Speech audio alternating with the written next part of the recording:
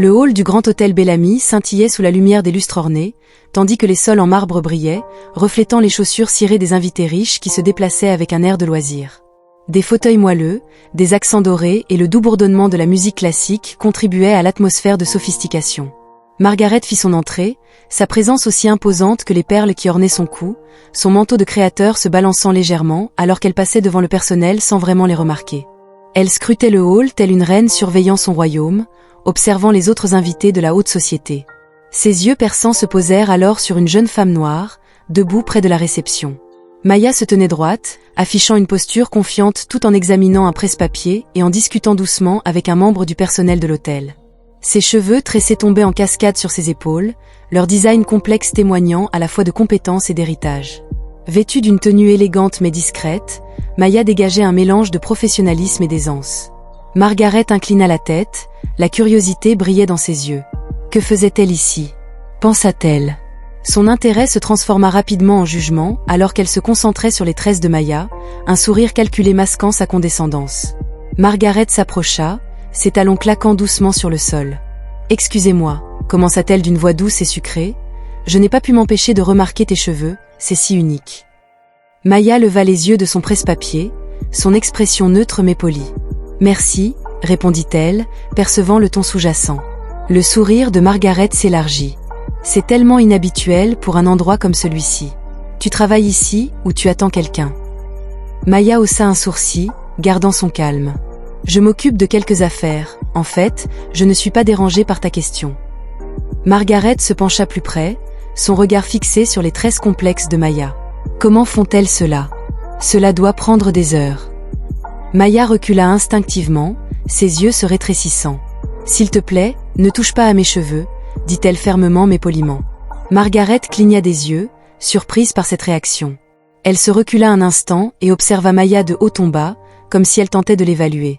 Puis, avec un léger haussement d'épaule et un petit rire, elle murmura « Eh bien, je suppose que ce n'est pas quelque chose que je m'attendrais à voir ici. » L'atmosphère dans le hall devint tendue alors que quelques invités à proximité jetaient un coup d'œil.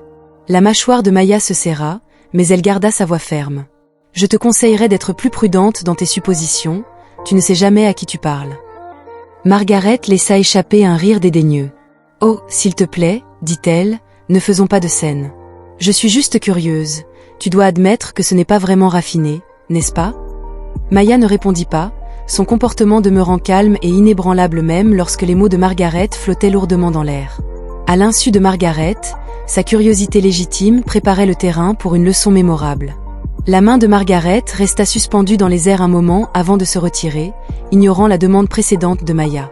Son attitude dédaigneuse lui donnait l'impression de contrôler l'interaction. « Vous savez, » commença Margaret en croisant les bras, « je ne veux pas être offensante, mais je ne peux pas comprendre pourquoi quelqu'un choisirait de porter ses cheveux de cette façon, c'est tellement différent. » Maya garda sa voix calme. « Différent ne signifie pas mauvais, cela fait partie de qui je suis. » Margaret rit légèrement, comme si les mots de Maya étaient une blague.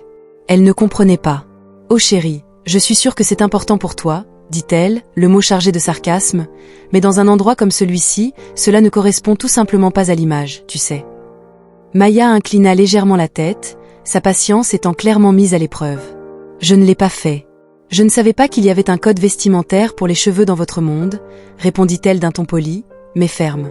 Les yeux de Margaret s'écarquillèrent puis se rétrécirent, comme si la remarque de Maya avait touché une corde sensible. « Maintenant, » dit-elle en agitant un doigt manucuré, « je donne juste quelques conseils. Si tu veux te fondre dans la masse parmi les gens raffinés, tu devrais peut-être envisager quelque chose de moins accrocheur. » Maya croisa les bras. « Se fondre dans la masse. » Elle répéta, « Pourquoi voudrais-je faire ça ?»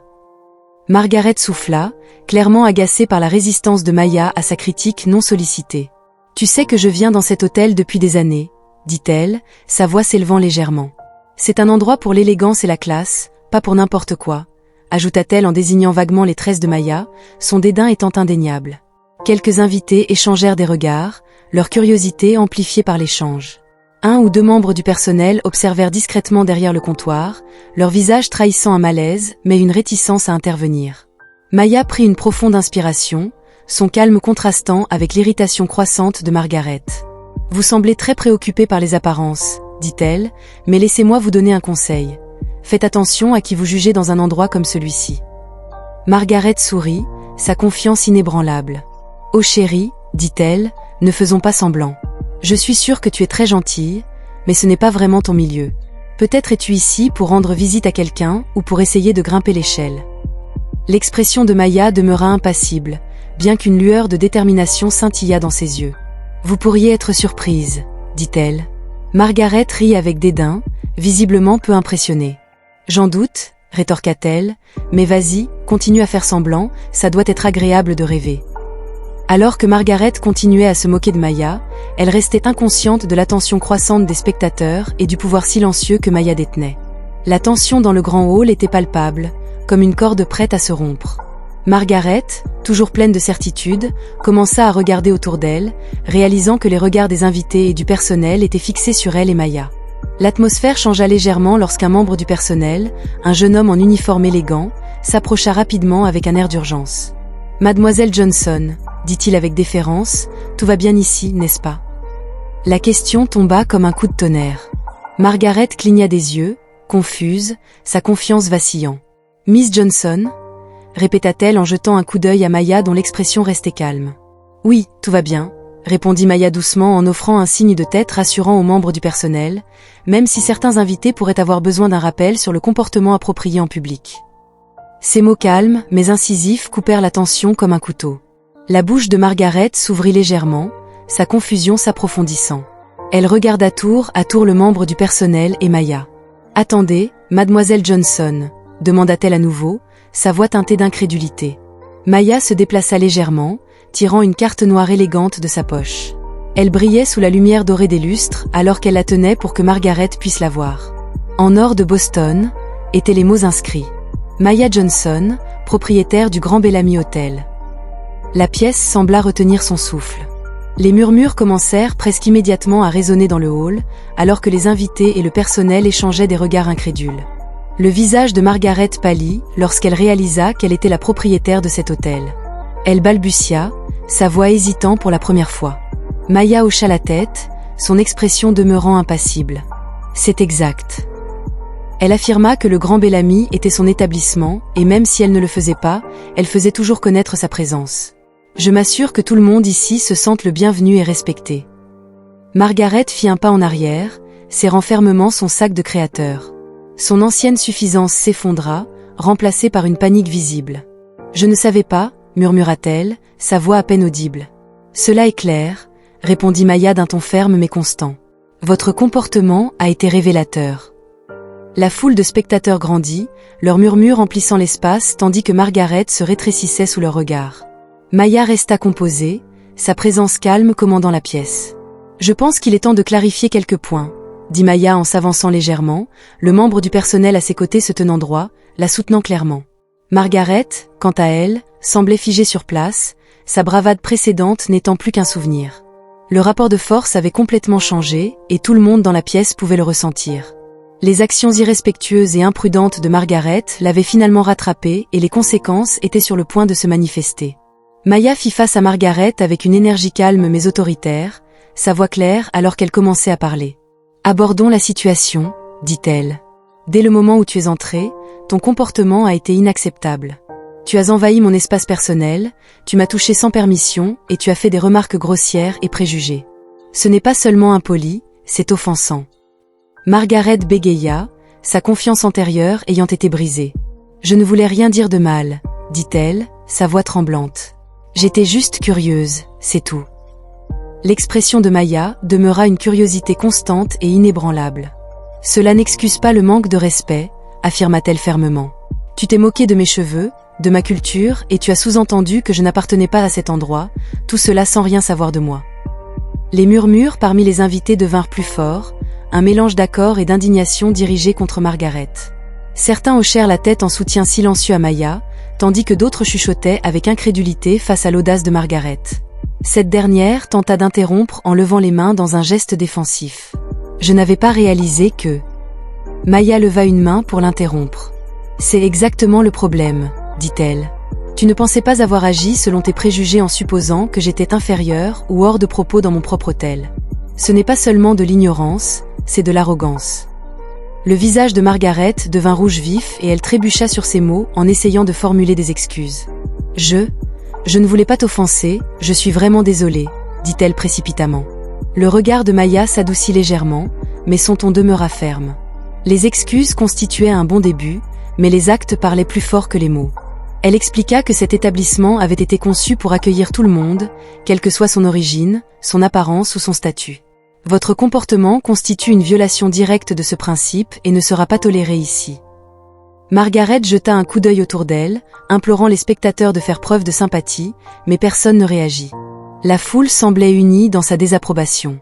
Maya poursuivit, sa voix inébranlable. « J'espère que cette expérience vous enseignera quelque chose sur le respect et l'empathie. » Elle ajouta que si l'on ne pouvait pas traiter les gens avec dignité, cet endroit n'était pas fait pour eux.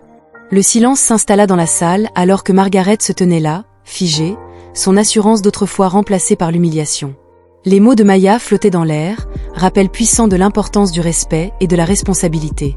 Sans un mot de plus, Maya se tourna vers le membre du personnel à ses côtés. « Veuillez vous assurer qu'elle reçoive une escorte appropriée, » dit-elle calmement. La mâchoire de Margaret se décrocha, mais elle ne protesta pas. Le membre du personnel hocha la tête et fit signe à la sécurité qui s'approcha. Margaret, avec une politesse ferme, fut escortée hors de la salle, tandis que les invités applaudirent doucement. Leur soutien à Maya était évident. Maya se tenait droite, un sourire silencieux de satisfaction sur les lèvres. Elle ne s'était pas seulement défendue, mais avait également donné l'exemple à tous ceux qui observaient. Lorsque les portes se fermèrent derrière Margaret, le Grand Bellamy Hotel retrouva son élégance harmonieuse, reflet de la force et de la dignité de son propriétaire.